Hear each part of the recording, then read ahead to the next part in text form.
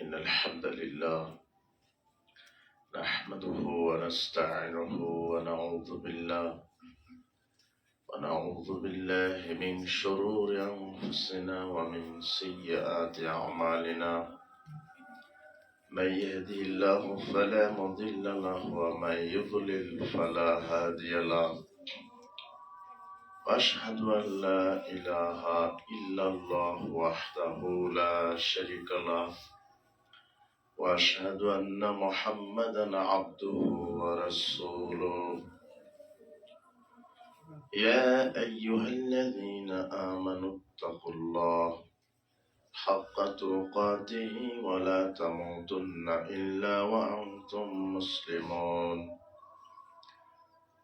يا أيها الناس اتقوا ربكم الذي خلقكم من نفس واحدة وخلق منها زوجها وبث منهما رجالا كثيرا ونساء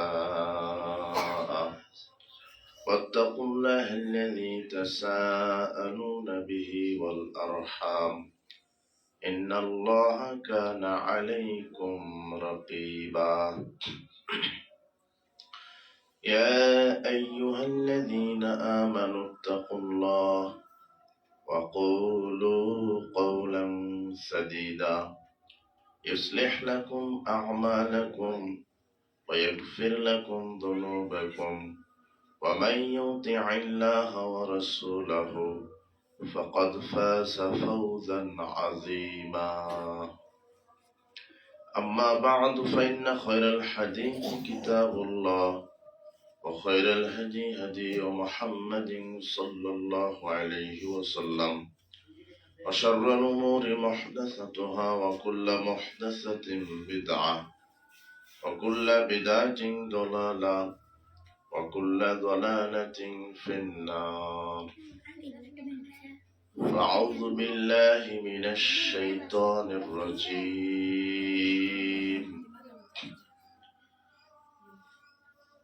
وما يؤمن أكثرهم بالله إلا وهم مشركون وقال الله تعالى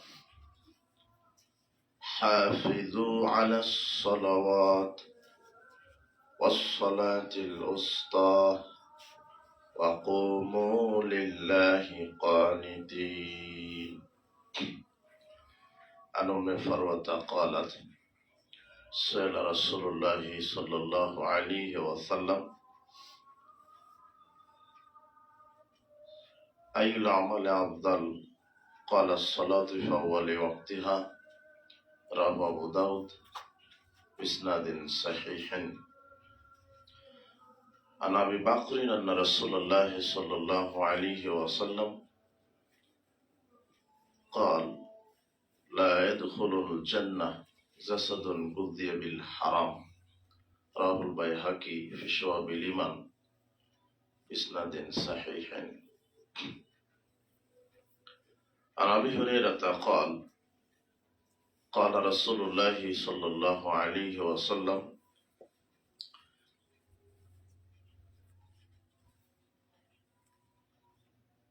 ثلاثة ممضية وثلاثة مهلكات فأما الممضية فتقوى الله في السر والعلانية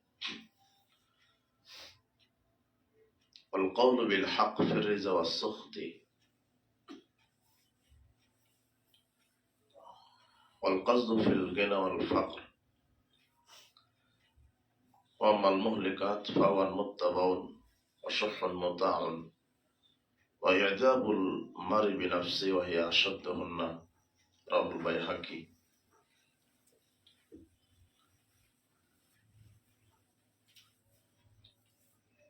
عن أبي هريرة قال قال رسول الله صلى الله عليه وسلم اجتنبوا السبع الموبقات. قال وما هن يا رسول الله؟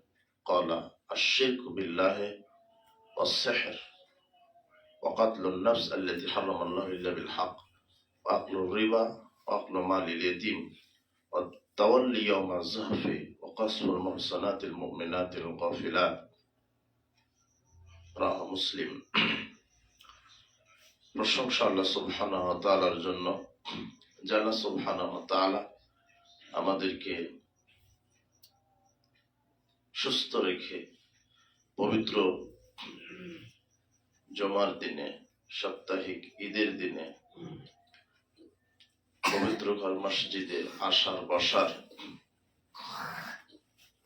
কোরআন এবং সহিহ হাদিস থেকে খুতবা প্রদান করার এবং আমাদেরকে খুতবা শ্রবণ করার যে আল্লাহ সুবহানাহু ওয়া তাআলা তৌফিক দিয়েছেন,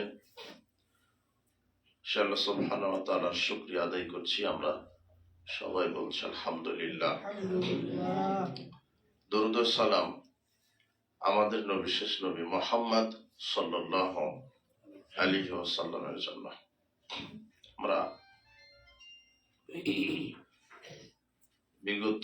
গত জুমায় আমরা আলোচনা করেছিলাম সদাচরণের উপরে। তো তারই প্রেক্ষিতে আমরা ছুটে যাওয়া বিষয়গুলি আলোচনা করার চেষ্টা করব ইনশাআল্লাহ। মানুষের জীবনে সবচাইতে বড় গুণ হচ্ছে তার উত্তম স্বভাব, উত্তম চরিত্র, সদা আচরণ। এটা মানব জীবনের আল্লাহর পক্ষ থেকে দেওয়া সবচাইতে বড় গুণ। এ ব্যাপারে রাসূল সাল্লাল্লাহু আলাইহি ওয়াসাল্লামকে সাহাবীগণ জিজ্ঞাসা করেছিলেন, মা খায়রু মাউতিয়াল ইনসান, আল্লাহর পক্ষ থেকে কোন জিনিসটি মানুষকে বিশেষভাবে প্রদান করা হয়েছে?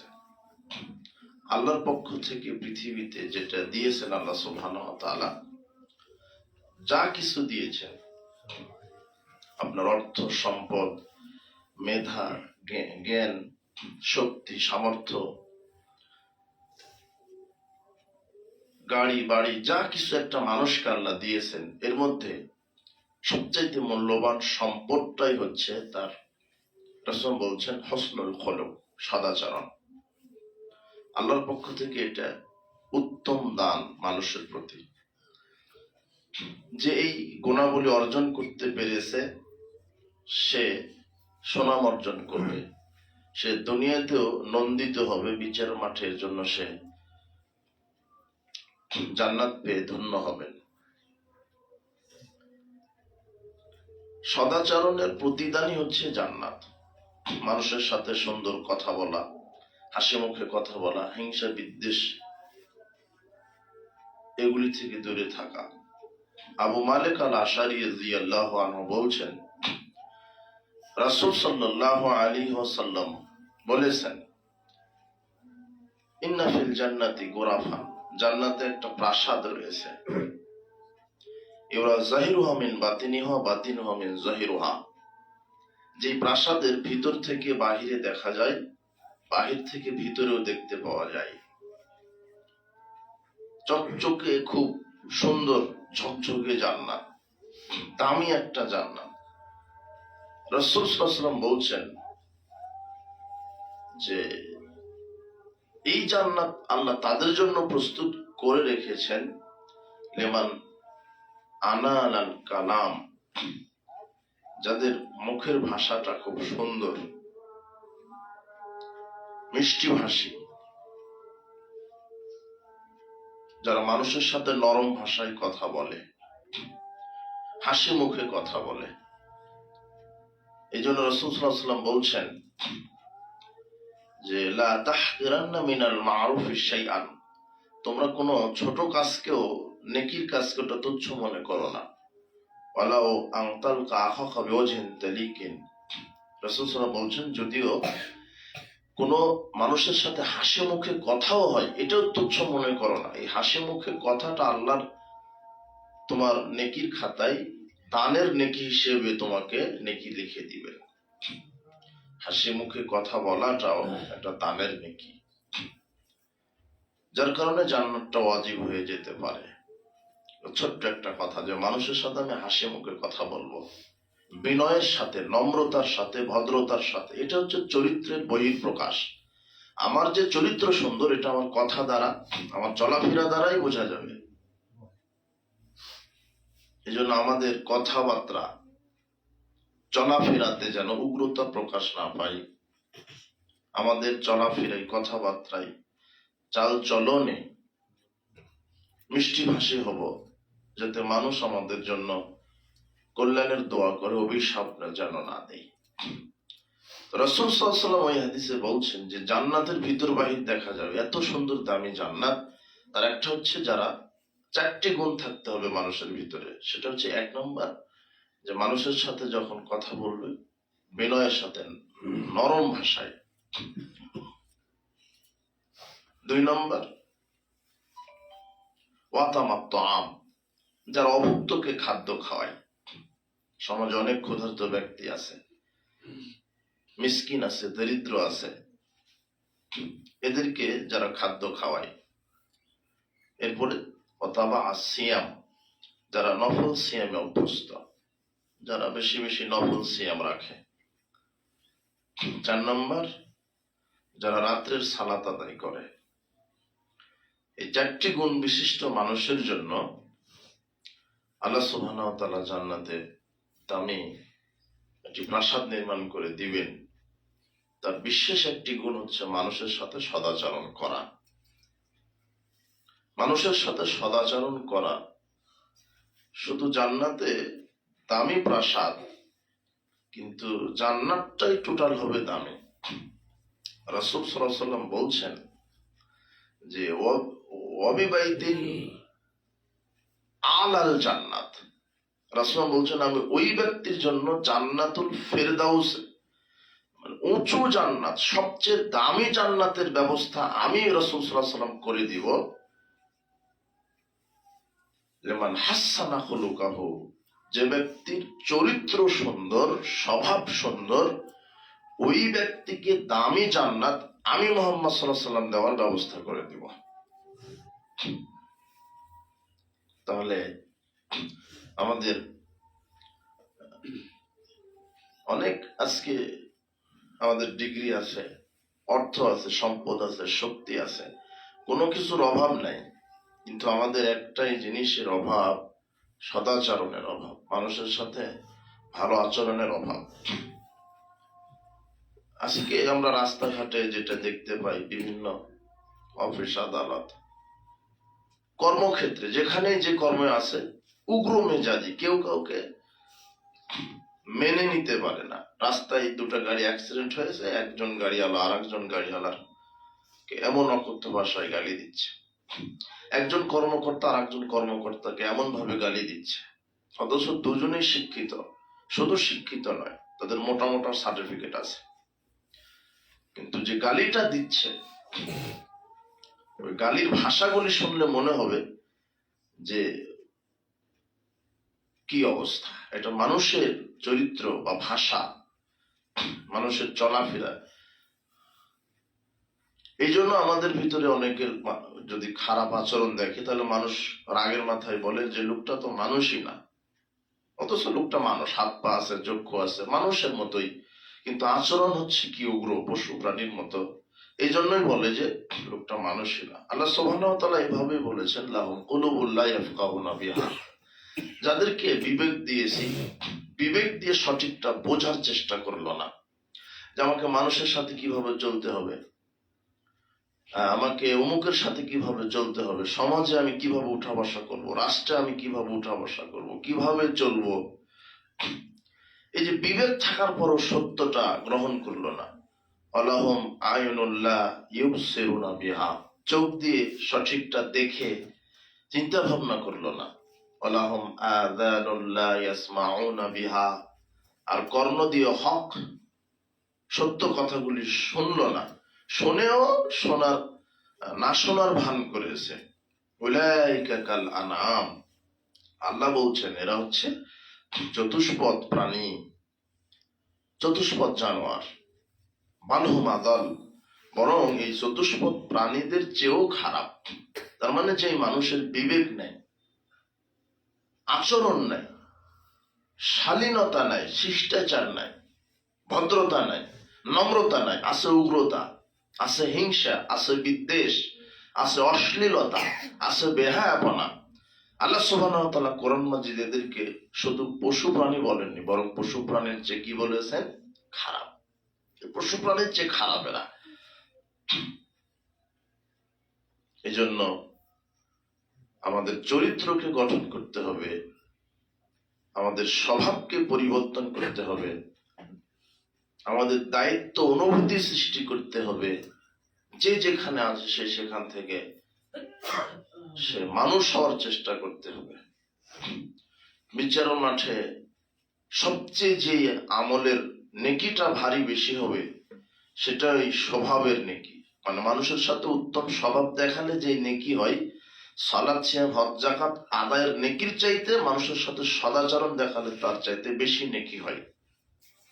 রাসূল সাল্লাল্লাহু আলাইহি ওয়াসাল্লামকে জিজ্ঞাসাই করা হলো যে আনিল বিররি ওয়াল ইসম, যে নেকি আর পাপ এই দুটো কাকে বলে? রাসূল বলছেন আল বিররু হুসনুল খুলুক, নেকি মানুষ সদাচরণ করলেই নেকি হয়, আর পাপ হচ্ছে যেটা মানুষের অন্তরে বাধা সৃষ্টি করে। যে আমি মিথ্যা কথা বলে ফেললাম, তার মানে বাধা দিয়েছিল, তারপরে পরিস্থিতি আপনি বলে ফেলেছেন। আমি জেনা করে ফেললাম, মদ পান করে ফেললাম, আর এটা মানুষের কাছে প্রকাশ হতেও খারাপ মনে হয়। পাপের কাজটা মানুষের কাছে প্রকাশ হতে খারাপ মনে হয়, যে আমি সুদখোর, এটা মানুষ জানে, আমি মদখোর, আমি এরকম খারাপ চরিত্রের মানুষ, এটা মানুষ জানে, এটা কেমন মনে হবে। পাপটাকে সে গোপন রাখতে চায়, এটা প্রকাশ হওয়াকে খারাপ মনে করে। যে জিনিসটা প্রকাশ হওয়াকে খারাপ মনে করে ওটাই হচ্ছে পাপ। নেকিটাই হচ্ছে সদাচরণ। রাসূল সাল্লাল্লাহু আলাইহি ওয়াসাল্লাম বলছেন ইন্না আথকালা শাইইন ইউযাউ ফি মিজানিল মুমিনি ইয়াওমাল কিয়ামা খুলুকুন হাসান। বিচারণ মাঠে নেকির পাল্লাতে সবচেয়ে যে নেকিটার ভারী বেশি হবে ওজনটা, সেটা হচ্ছে সদাচরণের নেকি। সদাচরণ করলে যে নেকি হয়, সালাত সিয়াম হজ যাকাত করলে ওই নেকির ভারী কম। সবচেয়ে কোন নেকির ভারী ওজন বেশি? সদাচরণ। কেননা সালাত আদায় করছে লোকটা, কিন্তু আচরণ ঠিক নেই। হজ করে এসেছে, কিন্তু আচরণ ঠিক নেই। ইবাদত দিয়ে আচরণ ঠিক হবে না। আচরণ ঠিক হবে কি দিয়ে? তাকওয়াশীল এবং সঠিক ইলম, জ্ঞান, এবং রাসূল সাল্লাল্লাহু আলাইহি ওয়াসাল্লামের আদর্শকে ফলো করতে হবে। রাসূল বলছেন লাকাদ কানা লাকুম ফি রাসূলিল্লাহি উসওয়াতুন হাসানাহ, তোমাদের মধ্যে উত্তম আদর্শই রয়েছে রাসূলের মধ্যে। রাসূল সাল্লাল্লাহু আলাইহি ওয়াসাল্লামকে দেখে তোমরা তোমাদের আচরণগুলিকে শিখে নাও। আল্লাহ বলছেন ইন্নাকা লাআলা খুলুকিন আযীম, উঁচু চরিত্রের অধিকারী যিনি ছিলেন, উন্নত চরিত্রের অধিকারী যিনি ছিলেন, তিনি হচ্ছেন মুহাম্মদ সাল্লাল্লাহু আলাইহি ওয়াসাল্লাম। তাহলে আমাদের চরিত্রকে সুন্দর করতে হবে। আব্দুল্লাহ ইবনে আমর রাদিয়াল্লাহু আনহু বলছেন রাসূল সাল্লাল্লাহু আলাইহি ওয়াসাল্লাম বলেছেন আরবাউন ইযা কুননা ফিকা ফালা আলাইকা মা ফাতাকা মিনাদ দুনিয়া। রাসূল সাল্লাল্লাহু আলাইহি ওয়াসাল্লাম বলছেন চারটি জিনিস যদি কোনো মানুষের ভিতরে বিদ্যমান থাকে, দুনিয়ার সবকিছু ধ্বংস হলেও আল্লাহ তাকে ধ্বংস করবেন না। সুবহানাল্লাহ। এই চারটি জিনিসটা, এই চারটি গুণটা কি? তিনি বলছেন যে হিফযু আমানাতিন, মানুষের সম্পদের রক্ষা করা, আমানতের রক্ষা করা। আজকে আমানতের রক্ষা নাই। কথার আমানত আছে, চরিত্রের আমানত আছে, সম্পদের আমানত আছে। আজকে একটি গোপন কথা আমি আপনাকে বললাম, যে কথাটা আপনি কাউকে বলবেন না, অথচ আপনি আরেকজনকে বলে দিলেন, এইটা আপনি খেয়ানত করলেন। মানুষের একটা গোপন কথা আরেকজনকে বলা, এটা কত বড় যে খেয়ানত। আর এটাই হচ্ছে গীবাত। আপনি আরেকজন মানুষের কথা আরেকজনকে বলে দিচ্ছেন, যেটা তার পাপের কাজ, তাকে অপমান করার জন্য, তাকে হেয় করার জন্য, তাকে তুচ্ছ করার জন্য, তার প্রতি বিদ্বেষ পোষণ করার জন্য আপনি একটা কথা ছড়িয়ে দিলেন মানুষের কাছে, মুখে, মিডিয়ায়। এটা কত বড় যে অন্যায়। ও যদি ক্ষমা না করে, আপনি ওই পাপ আপনার ক্ষমা হবে না। আজকে আমানতের রক্ষা নাই, বরং সে মনে হয় যে একজনের পাপের কথা আর এক জায়গায় বলে বেড়াতে পারলে আমি সফল। অথচ এর পরিণাম হচ্ছে রাসূল বলছেন, ওয়ালা তুআইয়িরুহুম, তুমি মানুষের দুষ্ত্রুটি এই খুঁজে বেড়াও না, গোয়েন্দাগিরি করে বেড়াও না, আরেকজনকে বলে বেড়ায় না। মান তাত্তাবা আওরাতা আখিহিল মুসলিম, কেউ যদি একজন মুসলিমের গোপন পাপ খুঁজে বেড়ায় এবং সেটা প্রকাশ করে চেষ্টা করে, তাত্তাবা আল্লাহ আওরাতাহু, তাহলে আল্লাহ তার দুষ্টটিকে প্রকাশ করে দিবেন। এক একটা কথার ভাষার লোট কত। যদিও আমি আপনার পাপটা প্রকাশ করতে চাচ্ছি, কিন্তু আমি তো আপনার সব পাপের কথা জানি না। কিন্তু আমি যদি আপনার পাপটা প্রকাশ করে দিই, আল্লাহ আমার পাপ প্রকাশ করে দিবে। আর আল্লাহ আমার সব পাপ জানেন না, জানেন। যদিও আমি আপনার দুই একটা পাপের কথা জানি, সব তো জানি না। আমি গায়েব জানি না, কিন্তু গায়েবের খবর কে রাখেন? আল্লাহ। আর আল্লাহ যদি আমাকে এই জন্য ধরেন, রাসূল বলছেন, তুমি যদি কারো দুষ্টুটি খুঁজে বেড়াও, আল্লাহ তোমার দুষ্টুটি খুঁজবেন। এবং বলছেন রাসূল বলছেন যে এর জন্য আল্লাহ তোমাকে, তুমি তাকে অপমান করার উদ্দেশ্যে পাপ বলে বেড়াচ্ছ, আল্লাহ তোমাকে এমন ভাবে ধরে অপমান করবেন, যদিও তুমি উটের পেটের ভিতরেও লুকিয়ে থাকো, মঙ্গল গ্রহেও যদি থাকেন, সেখানে আল্লাহ অপমান করবেন। আর আল্লাহর অপমান করা, এমন অপমান করা, আমি আপনাকে অপমান করলাম দুই একটা কম জানতে পারে, আল্লাহ আপনাকে এমন অপমান করবেন যে গোটা জাতি কাছে আপনাকে লাঞ্ছিত করবে। আল্লাহু আকবার। আল্লাহ সর্বশক্তিমান, আল্লাহ সবচেয়ে বড়। তাহলে যে সবচেয়ে চারটি গুণ আমাদের ভিতরে থাকতে হবে। দুনিয়া ধ্বংস হলেও, দুনিয়ার সবকিছু ধ্বংস হলেও আল্লাহ আমাকে ধ্বংস করবেন না, এই কথার এই বাক্যের লোট কত। দুনিয়ার কিছুই নাই, দুনিয়াতে কিছুই নাই, কিন্তু চারটি বস্তু আপনার ভিতরে আছে। তাহলে দুনিয়ার সব ধ্বংস হয়েছে, আপনাকে আল্লাহ ধ্বংস করবেন না। তার একটা হচ্ছে আমানতের রক্ষা আছে, কথার আমানত নাই, চরিত্রের আমানত নাই, সম্পদের আমানত নাই। দেশে কিছু দুর্নীতি চোর আছে, দেশের জনগণের সম্পদ চুরি করাই যেন তাদের মজা, তাদের লক্ষ্য উদ্দেশ্য, তাদের নেতৃত্বের লক্ষ্য উদ্দেশ্যই যেন দেশের সার্বভৌমত্বকে বিক্রি করে দেওয়া, মানুষের রক্তকে চোষায় যেন তাদের নীতি। এমন অধিকাংশ নেতা নেত্রী আছে আমাদের দেশে, তাদের নাম কোন ইহুদি হিন্দু খ্রিস্টানের নাম নয়, মুসলিমদের মতোই নাম, যার কারণে আল্লাহ তাদেরকে পদে পদে ধ্বংস করছেন, লাঞ্ছিত করছেন। এটা হবেই, জুলুম যে করবে তাকে আল্লাহ ধরবেন। আমানতের রক্ষা, সম্পদ এটা আমানত, রাষ্ট্রের সম্পদ, একটা বালিকণাটাও আমানত। এটা আমি অবৈধভাবে এক জায়গায় থেকে আর এক জায়গায় নিক্ষেপ করতে পারবো না। এর জন্য বিচার মাঠে আল্লাহ জিজ্ঞাসিত করবেন, ধরবেন, হিসাব দিতে হবে।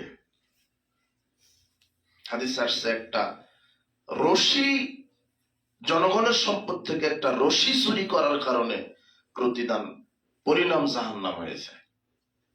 চিন্তা করেন। তাহলে এই যে যারা আমানতের খেয়ানত করছে, যারা চুরি করছে মানুষের সম্পদ, দুর্নীতি করছে, এরা যদি এই হাদিসটা বুঝতো, জানতো, তো বলছিলাম চারটি বিষয় থাকলে আপনি ধ্বংস হবেন না। তার একটা আমানতের রক্ষা, আর প্রত্যেকটা বিষয় আপনার চরিত্রকে সাবমিট করছে। যে এই আমানতের রক্ষা করবেন কখন? যখন আপনার চরিত্র সুন্দর হবে। আর আপনার অভ্যাসটাই যদি হয় এই গীবত সমালোচনা করা, মানুষের পিছনে লেগে থাকে, আপনার চরিত্র তো খারাপ। আমানতের রক্ষা। দুই, সিদকু হাদিসিন, সত্য কথা বলা। সত্য কথা বলার লোকই সমাজে এখন কম। সত্য কথা বলতে হবে, সত্যভাষী হতে হবে। রাসূল সাল্লাল্লাহু আলাইহি ওয়াসাল্লাম বলছেন, আলাইকুম বিসসিদক, অবশ্যই তোমরা সত্যবাদী হও। ইন্না সিদকা ইহদি ইলাল বিররি, নিশ্চয়ই সত্য তোমাদেরকে নেকির পথ দেখায়। ওয়াইনাল বিররা ইহদিলাল জান্নাহ, আর নেকি তোমাদেরকে জাহান্নামের ভিতরে ঢুকায় দিবে। তাহলে সত্য কথা বললে নেকি হয়, আর নেকি আমাদেরকে কোথায় নিয়ে যাবেন? জান্নাতে।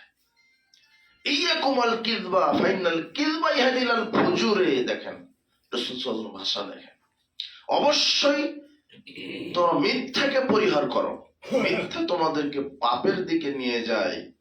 ফাইনাল ফুজুরা ইহদিলান নার, আর পাপ তোমাদেরকে জাহান্নামে নিয়ে যাবে। এই জন্য আমাদের সত্যবাদী হতে হবে, মিথ্যা পরিহার করতে হবে, এটা মাথায় ঢুকে নিতে হবে।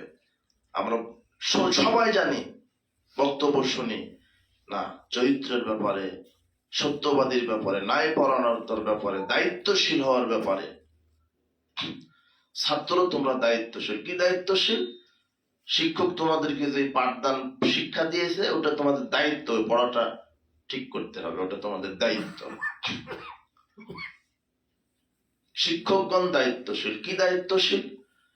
আমাকে টাইমলি ক্লাসে যেতে হবে, আমাকে টাইমলি আমার ক্লাস যেই আধা ঘন্টা 40 মিনিট 50 মিনিট, আমাকে সততা ন্যায়ের সাথে আল্লাহ ভীরুতার সাথে আমাকে ক্লাস করতে হবে, ফাঁকি দেওয়া যাবে না। আমার ক্লাস 40 মিনিট 45 মিনিট, আমি যদি অন্তর থেকে 1 মিনিট ফাঁকি দেওয়ার চেষ্টা করি, তাহলে আপনিও খেয়ানতকারী, আপনিও আত্মসাৎকারী, আপনিও দুর্নীতিকারী। কি 1 মিনিট দুর্নীতি করলেন আপনি?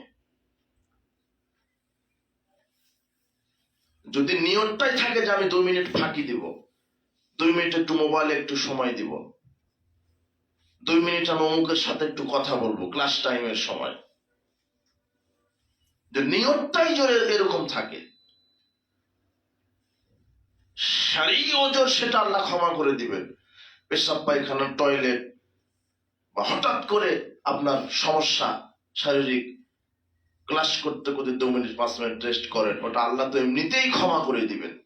কিন্তু নিয়তটাই যদি এরকম থাকে যে আমি 2 মিনিট ফাঁকি দিই, অযথা আমি আরেকজনের সাথে কথা বলি, আমি এই করি, গল্প করি, আপনি 45 বা 50 বা আধা ঘন্টার ক্লাসে যদি 2 মিনিট ফাঁকি দিলেন, ওটা আপনি খেয়ানতকারী হয়ে গেলেন। আমরা বোঝাতেই পারছি না যে এই খেয়ানতটা কি আর আমানতদারিটা কি। যে যে জায়গাতে দায়িত্বশীল, এমপি, মন্ত্রী, মেম্বার, চেয়ারম্যান, ব্যবসায়িক, ড্রাইভার,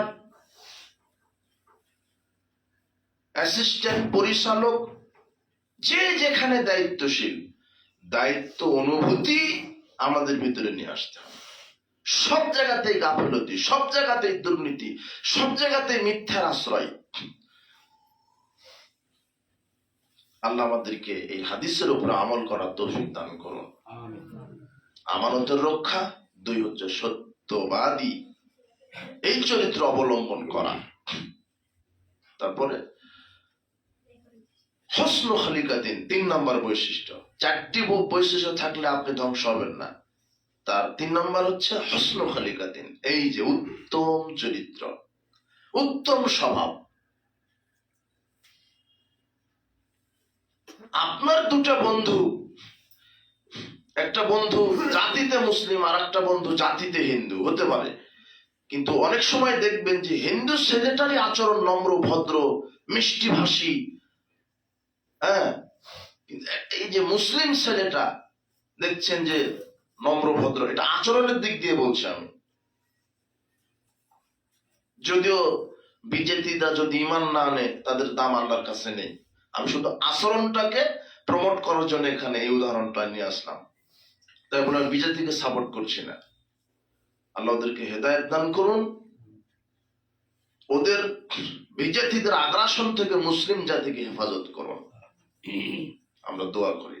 কিন্তু এটা আচরণ বোঝাতে গিয়ে, এটা বিধর্মী লোক, দেখা যায় তার আচরণ সুন্দর, এটা ধার্মিক লোক, কিন্তু ধর্ম সে ধারণই করতে জানে না, আচরণটা ঠিক নেই।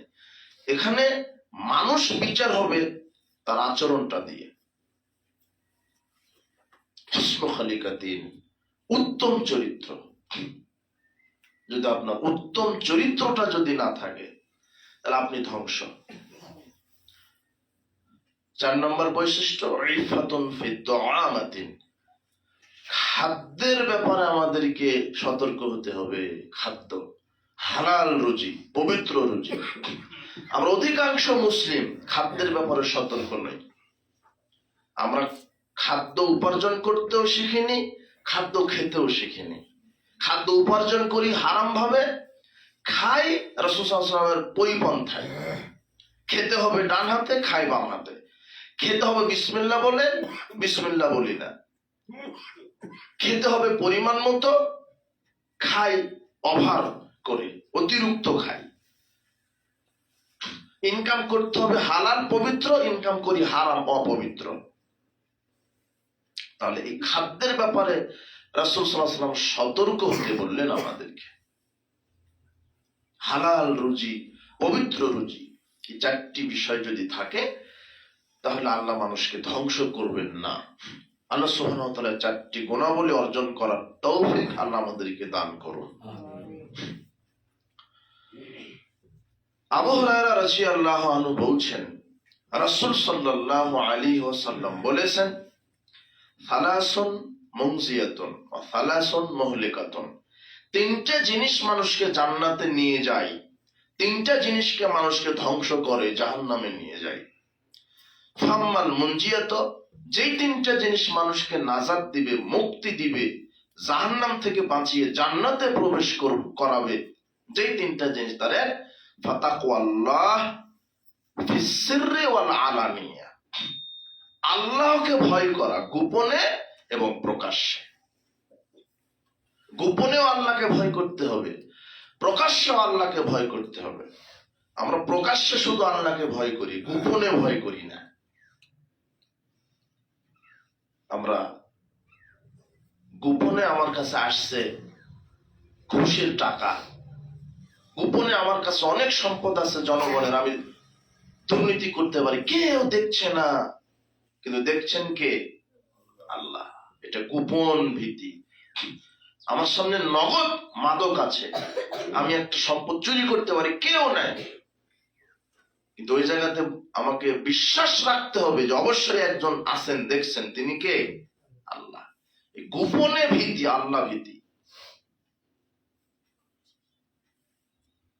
আল্লাহকে ভয় করে যারা গোপন পাপ থেকে বিরত থাকতে পারে, ওয়ানাহান নাফসা আনিল হাওয়া, তারপরে কি?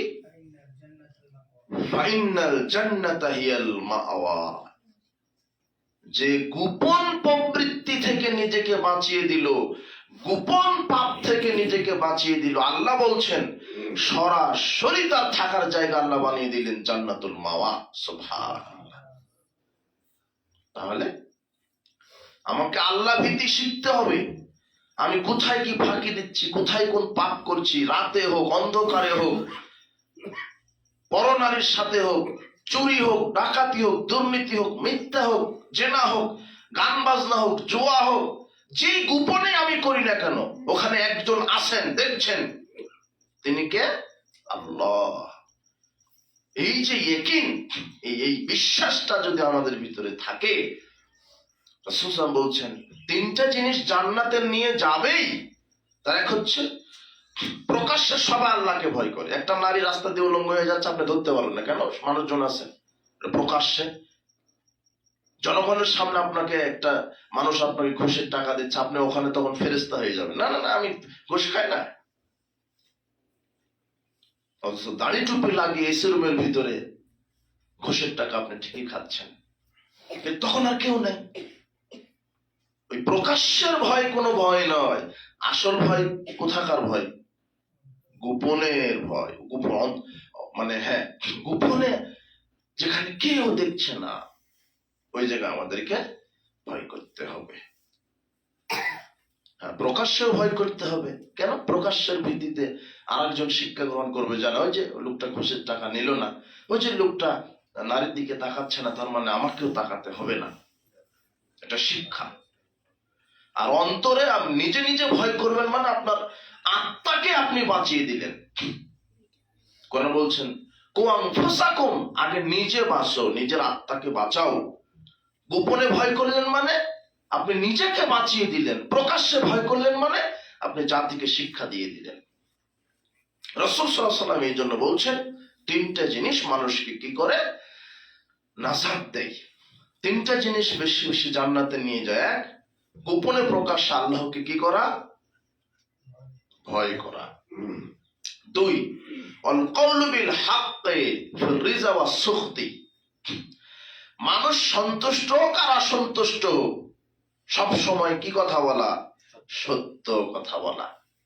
অনেকে আমরা মনে করি যে সত্য কথা বলে দিলে লোকটা অসন্তুষ্ট হয়ে যাবে, আপনি সত্যটা বললেন না। না, অসন্তুষ্ট হোক কিন্তু হকটা তো শিখতে পারবে। সত্য কথা বলতে হবে, সদা সর্বদা কি কথা বলতে হবে? সত্য কথা বলতে হবে। এতে মানুষ সন্তুষ্ট হোক আর অসন্তুষ্ট হোক। কিন্তু আমাকে মানুষের সন্তুষ্টি প্রয়োজন নাই, আমাকে আল্লাহর সন্তুষ্টি প্রয়োজন আছে, নাকি? আমি মানুষকে সন্তুষ্ট করে কি করব যদি আল্লাহ সন্তুষ্ট না হয়? আমি মানুষকে সন্তুষ্ট করে কি করব রাসূল সাল্লাল্লাহু আলাইহি ওয়াসাল্লামের অনুসরণ যদি আমি না করি? এই জন্য সদা সর্বদা সত্য কথা, মিথ্যার আশ্রয় নেওয়া যাবে না। একটু আগে আমরা শুনলাম যে মিথ্যা মানুষকে কোন দিকে নিয়ে যায়? মিথ্যা বললে কি হয়? পাপ হয়। ফাইনাল কাযিবা ইয়াহদি ইলাল ফুজুরে, মিথ্যা নেকি পাপের দিকে নিয়ে যায়। আর পাপ কোথায় নিয়ে যাবে? জাহান্নামে। মিথ্যা পরিহার করতে হবে সবার। সত্যবাদী এটা একটা গুণ।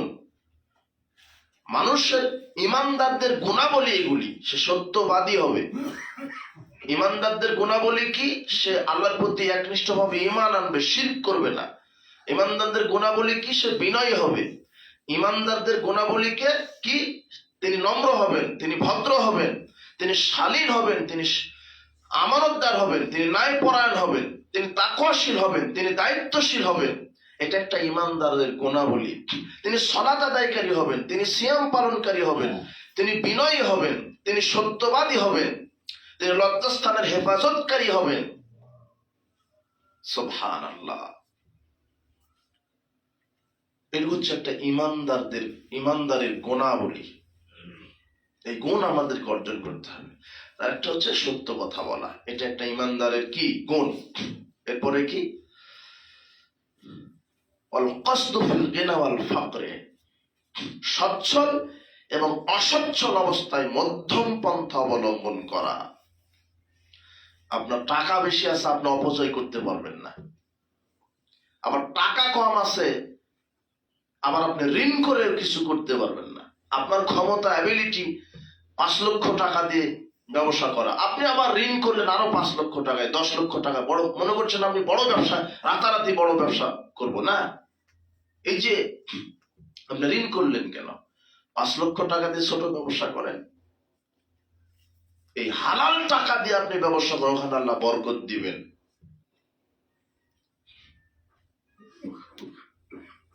সচ্ছল অসচ্ছল অবস্থায়, টাকা বেশি আছে, আপনি অতিরিক্ত প্রয়োজনের অতিরিক্ত ব্যয় করতে পারবেন না। আবার টাকা কম আছে, আবার ঋণ করে আবার অতিরিক্ত ব্যয় করা যাবে না। আবার টাকাও আছে, আপনি কৃপণতা করতে পারবেন না। আবার টাকা কম আছে, আবার অতিরিক্ত দানও করতে পারবেন না। আপনার টাকা আছে 10 টাকা, আপনি 10 টাকায় দান করে দিলেন না, কমসে কম অর্ধেক দান করেন, অর্ধেক কাছে রাখেন। কেন? আপনার পরিবার আছে। দেখেন, ইসলাম ব্যালেন্সটা ঠিক রেখেছে। আবেগী ধর্ম ইসলাম নয় যে আমি দিদি দিদি সব দিয়ে দিব বা আমি কিছুই দিব না, কৃপণতা করব। সব দিলেও বিপদ, কৃপণতা করলেও কি বিপদ। মধ্যম পন্থা অবলম্বন করতে হবে। আপনার পরিবার আছে, আপনার অসুখ বিসুখ আছে, আপনি পরিবারের কাছে ব্যয় করেন।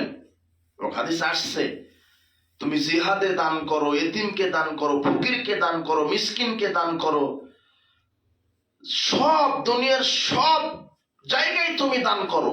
সব জায়গাতে দান করে যত বেশি নেকি পাবে, তুমি তোমার পরিবারের পিতামাতার মুখে 1 লোকমা খাবার, ছেলের মুখে 1 লোকমা খাদ্য উঠায় দিলে তার চাইতে বেশি নেকি আল্লাহ তোমাকে দান করবেন।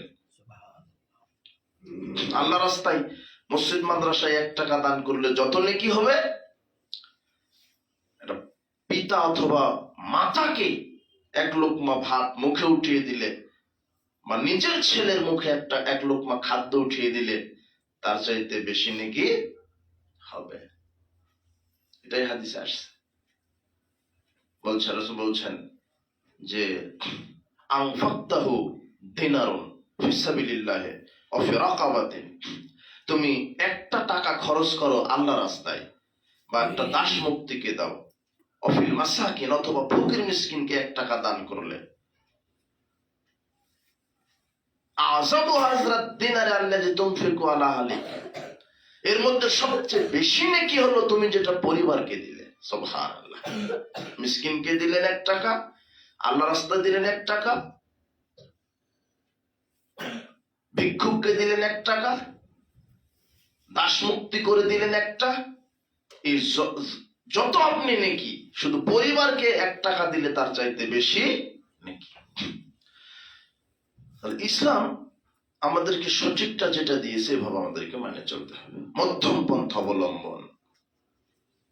আপনি ধনী মানুষ, আপনি ব্যয় করবেন, বিচার মাঠে আয় বুঝাতে হবে, ব্যয় বুঝাতে হবে। দেখেন 5টা জিজ্ঞাসা হবে, 1 কদম আল্লাহ নাড়াতে দিবেন না, 1 কদম নাড়াতে দিবেন না 5টা জিজ্ঞাসা উত্তর না পাওয়া পর্যন্ত। তাই তোমার সারা জীবন বুঝাও, কি করেছো তুমি, কোন পথে চলেছো, তোমার শক্তি দিয়েছিলাম, তোমার এই শক্তি কি মাস্তানি করেছো, সন্ত্রাসী করেছো, তোমার দৃষ্টি দিয়েছিলাম, চোখ দিয়ে কি করেছো, তোমার হাত দিয়েছিলাম, হাত দিয়ে কি করেছো।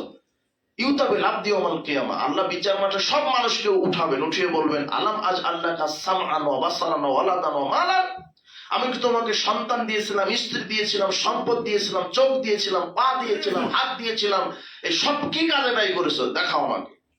তোমাকে স্ত্রী দিয়েছিলাম, স্ত্রীকে পর্দায় রেখেছিলে, তোমাকে চোখ দিয়েছিলাম, চোখ হেফাজত করেছিলে, তোমাকে হাত দিয়েছিলাম, হাতকে হেফাজত করেছিলে, তোমাকে আমি পা দিয়েছিলাম, পাকে হেফাজত করেছিলে, তোমাকে আমি সম্পদ দিয়েছিলাম, সম্পদের হেফাজত করেছিলে।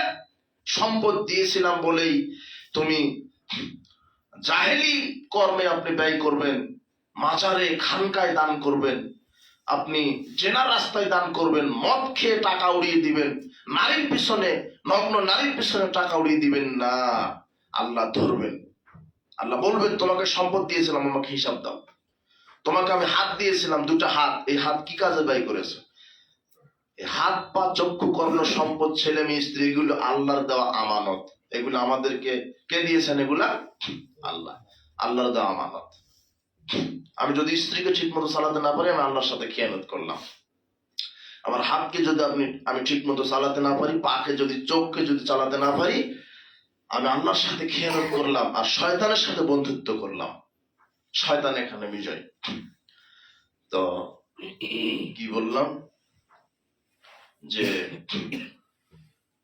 হ্যাঁ, মধ্যম পন্থা অবলম্বন করবে। বিচার মাঠে 5টা জিজ্ঞাসা, সেটা বলতে যে কথা আসলো যে সারা জীবন বোঝাতে হবে আপনার, সারা জীবনে কি করলেন।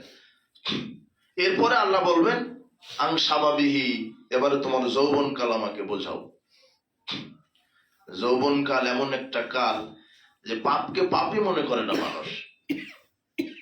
জাহেলি যুগে চলছে, মনে করে না আমি জাহেল পথে আছি। যৌবনের শক্তিমত্তায় সে নিজেকে এমন ভাবে চলার চেষ্টা করে, আল্লাহ ভুলে যায়, পরকাল ভুলে যায়। না, যৌবন কালের হিসাব নেবেন আল্লাহ। এমনকি হাদিসে আসছে 7 শ্রেণীর মানুষকে বিশেষ ছায়া দিবেন, আরশের নিচে জায়গা করে দিবেন। তার মধ্যে কে? শাহাবুন নাশা ফি ইবাদাতিল্লাহ, ওই যুবক, যেই যুবক, ওই যুবতী মেয়ে, ওই যুবক ছেলে, যেই যুবক যুবতী তার যৌবন কালকে ক্ষয় করে ফেলেছে আল্লাহর ইবাদত করে। সুবহানাল্লাহ। আল্লাহ ইসলামের পথে চললে যুবক জেনা তো করতে পারবে না, মদ খেতে পারবে না, জুয়া খেলতে পারবে না, মানুষকে পিটাতে পারবে না। কেন? সে এখন আল্লাহর পথে আছে। তার মানে আল্লাহর পথে থাকবে কি করে? সালাত আদায় করে। একটা মেয়ে থাকবে কি করে? পর্দা করে। সে কারোর সাথে, অন্য পুরুষের সাথে ঘুরবে না, সে পর্দায় থাকবে, সে পিতা মাতার খেদমত করবে, সে সত্য কথা বলবে, 5 ওয়াক্ত সালাত আদায় করবে, সে গীবত করবে না, কেননা সে এখন আল্লাহর পথে আছে। আর যারা জুয়া খেলছে, মদ পান করছে, যারা নামাজ পড়ে না, এরা কার পথে আছে? আল্লাহর পথে, শয়তানের পথে। শয়তানের পথে যারা জুয়া খেলে, যারা গান শ্রবণ করে, শয়তানের পথে। যারা দুনিয়া নিয়ে ব্যস্ত আছে, দুনিয়ার খেল তামাশা, পদবি, মর্যাদা, দুনিয়া চাই আমার, হাদিস আসছে মান সাআলা ফিত তাকাসুর, যে ব্যক্তি অধিক পাওয়ার লোভে প্রতিযোগিতা করছে, আমার পদবি, আমার মর্যাদা, আমার গাড়ি, আমার বাড়ি সব লাগবে, যারা পরকাল ভুলে দুনিয়া নিয়ে থাকে, রাসূল বলছেন ফাহুয়া ফি সাবিলিশ শাইতান, এ হলো শয়তানের পথে আছে। কার পথে আছে? শয়তান। তাহলে আমাকে বিচার মাঠে যৌবনকাল বোঝাতে হবে। আমি কি করলাম যৌবনকালে? তাসের আড্ডায়, জোয়ার আড্ডায়, জেনার আড্ডায়, টিভির আড্ডায়, মোবাইলের আড্ডায় কি করলাম? পড়াশোনা করে আমি ফাঁকি দিচ্ছি? আল্লাহ বলছেন ইকরা বিসমি রাব্বিকাল্লাযী খালাক, তুমি প্রতিপালকের নামে পড়ো, অর্থাৎ কোরআন আর হাদিস। আল্লাহর পক্ষ থেকে প্রথম নির্দেশ, আগে সালাত, সিয়াম, হজ, যাকাতের নয়, আগে মানুষের কল্যাণ নয়, প্রথম নির্দেশ আল্লাহর পক্ষ থেকে ইকরা, মানে পড়াশোনা। তাহলে আমরা পড়াশোনায় ফাঁকি দেব না? আল্লাহর পক্ষ থেকে প্রথম নির্দেশটাই কি? পড়াশোনা করা। আমি পড়াশোনা করলে মানুষ হতে পারবো, আমি পড়াশোনা করলে শিষ্টাচার শিখতে পারবো, আমি পড়াশোনা করলে সালাত শিখতে পারবো, আমি পড়াশোনা করলে পিতা মাতার খেদমত করতে পারবো। যারা পড়াশোনা করেনি, আর এই পড়াশোনা কোন পড়াশোনা? কোরআন হাদিসের ইসলামী পড়াশোনা। বৃদ্ধাশ্রমে আলেম ওলামাদের পিতা মাতা থাকে না। কাদের পিতা মাতা থাকে বৃদ্ধাশ্রমে? ওই যে জাতিগত বিদ্যায় যত ডিগ্রি বেশি, তাদের পিতা মাতা বৃদ্ধাশ্রমে তত বেশি। ছেলে লন্ডনে পড়ায়, আমেরিকায় পড়ায়, ওখানেই পড়ে, ওখানেই চাকরি করে, ওখানেই বিবাহ করে থাকে। এইদিকে বিশ্ববিদ্যালয়ের ভিসি বলেন, প্রফেসর বলেন, বৃদ্ধ হয়ে গেছে, এদেরকে দেখার মতো কেউ নাই। ছেলেরা সব কোথায় আছে? আগে গর্ব করে করে বলতো এই পিতারা, আমার ছেলে আমেরিকায় থাকে, আমার ছেলে ব্রিটেনে থাকে, আমার ছেলে কানাডায় থাকে, শেষ বয়সে আমি থাকি বৃদ্ধাশ্রমে। লজ্জারও একটা। আপনি খবর নেন বৃদ্ধাশ্রমে। সেদিন একটা ছেলে বলছেন যে মাসে ৩,০০০ টাকা খরচ করে মাদ্রাসায় পড়াতে পারেন না, অথচ মাসে ৩,০০,০০০ টাকা খরচ করে ডাক্তারি, ইঞ্জিনিয়ারিং পড়াতে পারেন। তো আপনার ছেলে মেয়ে আপনাকে বৃদ্ধাশ্রমে রাখবে না, তো আলেমদের ছেলেরা বৃদ্ধাশ্রমে আপনাকে রাখবে? একটা ছেলেকে ৩,০০০ টাকা দিয়ে মাদ্রাসায় পড়াতে চায় না, অথচ ৩,০০,০০০ টাকা মাসে খরচ করে ডাক্তারি পড়ায়। তিনের সাথে তিন আমি মিলানাম এই জন্য হলো, কিন্তু না, যারা ছেলেকে ইঞ্জিনিয়ারিং পড়ায়, ডাক্তারি পড়ায়, ৩ লাখে হয় না তো, মাসেই ১০ লাখ ১৫ লাখ টাকা খরচ হয়। ৫০০ টাকা দিয়ে মক্তবে পড়াতে পারেন না আপনার ছেলেকে, অথচ ইংরেজিতে প্রাইভেট দিয়েছেন, অঙ্কতে প্রাইভেট, আমি নিষেধ করছেন এগুলোতে প্রাইভেট দেওয়া, আপনি জেনারেলে প্রাইভেট দিয়েছেন ৫,০০০ টাকা মাস, আর মক্তবের হুজুরকে ৫০০ টাকা দিতে পারেন না। তো যে মক্তবে আপনার ছেলে মেয়েকে দেননি ৫০০ টাকার বিনিময়ে, আপনি তো বৃদ্ধাশ্রমে থাকবেন। আর যারা মক্তবে দিয়েছিল তার বৃদ্ধাশ্রমে নাই। আলহামদুলিল্লাহ, এটা বোঝার তৌফিক দান করুন। তাই বলে আমি বলছি না জেনারেলে পড়তে হবে না, ইংরেজি পড়বে, কেমিস্ট্রি পড়বে, বায়োলজি পড়বে, আপনার ছেলে মেয়ে সচিব হবে, র্যাব হবে, সবই হবে, নেতা হবে, কিন্তু মক্তব, কোরআন হাদিস মাদ্রাসায় পড়ার পরে। কাজেই এই এখন আলহামদুলিল্লাহ অনেকে বুঝতে পারছে। তো কাজেই যৌবনকাল বোঝাতে হবে, যে আমি আমার যৌবনকাল কি কাজে ব্যয় করলাম। 5টি জিজ্ঞাসা হবে সারা জীবনে। 2 যৌবনকাল। যৌবনকাল বিশেষ একটা কাল, যেই কালের ইবাদত করলে, এবং হাদিসে আসছে অবাক, যে যৌবনকালে যদি আপনি বেশি বেশি ইবাদত করতে পারেন, এখন রাতে সালাত আদায় করবেন, নফল সিয়াম রাখবেন, বেশি বেশি দান করবেন, বেশি বেশি ইবাদত করবেন, বৃদ্ধ বয়সে যদি এই ইবাদত গুলি না করতে পারেন, তাহলে আল্লাহ ফেরেশতাদেরকে বলবেন, এই ফেরেশতারা, তোমরা কলম দিয়ে কি এখনো কি কলম বন্ধ করলে কেন? তো ফেরেশতারা বলবে, আল্লাহ রাসূল, এই আল্লাহ, আপনার এই লোকটা তো যৌবনকাল থাকতে নফল সিয়াম আদায় করেছে, তাহাজ্জুদ পড়েছে, দান করেছে, যৌবনকাল থাকলে রাত জেগে কোরআন তেলাওয়াত করেছে, কিন্তু এখন তো বুড়া হয়ে গেছে, এখন তো আর কোরআন তেলাওয়াত করতে পারে না, এখন তো আর সিয়াম রাখতে পারে না, এখন তো আর এই বছর বছর উমরায় যেতে পারে না, বুড়া হয়ে গেছে। তখন আল্লাহ বলবেন, হ্যাঁ তোমরাই তো বলছো বুড়া হয়ে গেছে, বুড়া হওয়ার কারণে তো উমরাতে যেতে পারে না, বুড়া হওয়ার কারণে তো রাত জেগে আর সালাতে থাকতে পারে না, বৃদ্ধ হয়ে গেছে, একেবারে মুমূর্ষ হয়ে গেছে, বুড়া বুড়ি হওয়ার কারণেই তো এখন আর নফল সিয়াম রাখতে পারে না। কিন্তু যৌবন কালে তো রেখেছিল, কাজেই তোমরা এখনো ওই গতিতে নেকি লিখতেই থাকো। চিন্তা করেন তো, যৌবন কালে যদি আপনি সিয়াম রাখেন, সালাত আদায় করেন, বুড়া বয়সে আপনি বেডে শুয়ে আছেন, পেশাব পায়খানা করছেন, অটোমেটিক্যালি সালাত সিয়ামের নেকি লিখা হয়ে যাচ্ছে। সুবহানাল্লাহ। যৌবন কালকে মূল্যায়ন করতে হবে। ছাত্র শিক্ষক যৌবন কালকে মূল্যায়ন করতে হবে। পড়াশোনা ঠিক মতো, টিচিং ঠিক মতো, দায়িত্ব ঠিক মতো, দুর্নীতি খেয়ানত সব বাদ দিতে হবে। মানুষ হতে হবে, শিষ্টাচার শিখতে হবে, নম্রতা ভদ্রতা শিখতে হবে। আমি যে মানুষ, আমার কোন সার্টিফিকেট দেখে আমাকে মানুষ বলবে? একটাই সার্টিফিকেট দেখে মানুষ বলবে, আমার চরিত্র। আপনি ডক্টরেট ডিগ্রি নেন, আপনি ক্যাডারি ডিগ্রি নেন, আপনি ইঞ্জিনিয়ার হন, সচিব হন, আর আপনার আচরণ যদি পশু প্রাণীর মতো হয়, তাহলে আপনাকে বলবে লোকটা মানুষই না। এমনিতেই বরং আরো বেশি ধিক্কার দিবে সার্টিফিকেট, লোকটা কেমন শিক্ষিত, ভাষা নেই, মানুষকে সালাম দেয় না, সালাত নেই, সিয়াম নেই, অজু নেই, গোসল নেই, পিতামাতার খেদমত নেই, আরো অধিক দিবে। তো যেই পড়াশোনা করে আপনি সত্যটা জানতে পারেন, ওই পড়াশোনার কি দরকার? আসল পড়াশোনা হচ্ছে কোরআন এবং হাদিসের পড়াশোনা। এই পড়াশোনা ফরজ, আর দুনিয়াবি পড়াশোনা মোটেও ফরজ নয়। বরং সে কোরআন হাদিসকে বাদ দিয়ে যারা শুধু দুনিয়ামুখী হচ্ছে, ওই টিচিং, ওই শিক্ষা করা হারাম। শুধু এই কোরআন হাদিসকে যারা বাদ দিয়ে, যে না ইসলাম তো ফকিরি বিদ্যা, ইসলাম তো এটা হচ্ছে পুরাতন হয়ে গেছে, এখন ইসলাম মানা লাগে। ভালো ভালো মানুষ এই কথা এখন বলছে, যা বিশ্ববিদ্যালয়ে যারা শিক্ষক শিক্ষার্থী, এরা বলছে যে এখনো ইসলাম মানতে হবে, বাম হাতে খাবো এটা একটা স্টাইল, কুটটাই পরে ঘুরবো এটা একটা স্টাইল, প্যান্ট টাকনোর উপরে পড়তে হবে, দাড়ি ছেড়ে দিতে হবে, এটা তো ইসলাম পুরনো হয়ে গেছে, এখনো মানুষ ইসলাম মানে। মুসলমানের বাচ্চারা এই কথা বলছে, অবাক। অথচ বাম হাতে শয়তান খায়, বিসমিল্লাহ বলে না খেলে ওটা শয়তান খায়, দাঁড়িয়ে খায় শয়তান। রাসূল বলছেন কেউ যদি দাঁড়িয়ে খায়, তাহলে সে যেন ভুলেও যদি দাঁড়িয়ে কেউ খায়, তাহলে যেন বমন করে দেয়। অথচ আপনি দাঁড়িয়ে খাচ্ছেন, আপেলটা বাম হাতে খাচ্ছেন, পেয়ারাটা বাম হাতে খাচ্ছেন,